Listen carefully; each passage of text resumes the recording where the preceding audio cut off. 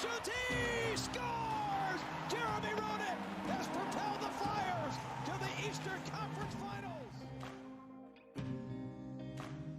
The thing that stands out the most to me, and it actually relates back to the documentary from last year, where you see a lot of moments in, throughout the season where Sheldon Keefe from the beginning of the year knew what the problem was, and he brought it up continuously.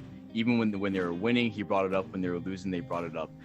Yeah, this is important, but we're first in the North Division, so it's whatever. And then the playoffs come, and we all know what happens there.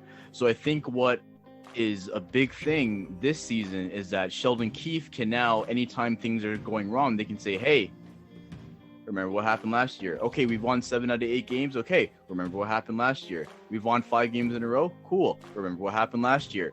All these players, your stats look great. William Nylander scoring, Austin Matthews scoring, Mitch Marner looks like himself, John Tavares point per game player this year. Remember what happened last year?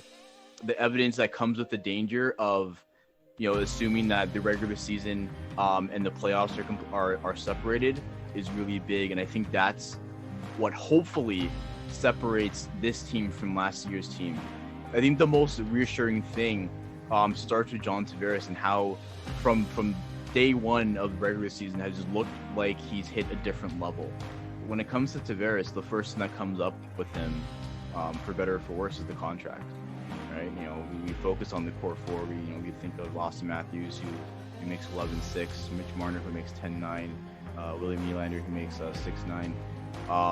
And when there's always arguments for those three, where they're young, they're up and coming, they're entering their prime, they might be in their prime currently. But when it comes to Tavares, it's always been a clock, where as soon as he signed that deal, all the talk was, okay, well then at least have about 4 good years of Tavares left before he hits the wrong side of 30, and that's 31 right now. Even though his contract gets focused on, he's done everything that we've asked for him to do once he signed. I think he's the one who wants it the most, who wants to end the era of darkness and pessimism and pain and of believing that this team is going to do something, and then they just fizzle out at the end when it's most important. So I think he puts a lot of pressure and he puts a lot of onus on himself to do that, and I think that speaks to how urgent he's looked this season. I think that's the best way to describe it, is that there's a high degree of urgency with everything that he's doing. I've yet to see a single game where Tavares is coasting. And I remember before there would be moments where players would score and he would just have his his regular robotic hey, that's cool. But now he has flavor. He's jumping up on the bench. He's doing this spinny hand thing when he scores. He just looks so engaged on every level. And I think again that speaks to how desperately he wants this team to win. Kyle Dubas has made it pretty clear that he's putting his job on the line for this. Anytime he's been asked about the core four, about making a significant trade, he's jumped at the chance to reestablish and reinforce his faith that he has in this team. Now, to that point, if things go south again, I think the first change starts with Dubas.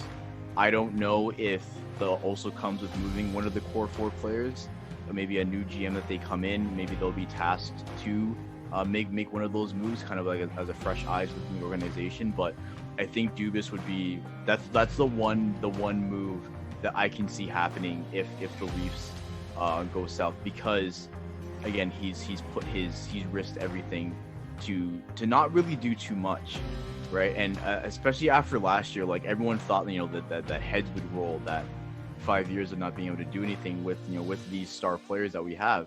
And they're getting older as time goes on. So last year would have made sense, but it didn't. And for the most part, aside from changes in goal and changes in the depth, it's still for the most part the same team, at least at its core. And I don't think that could happen again if they fail.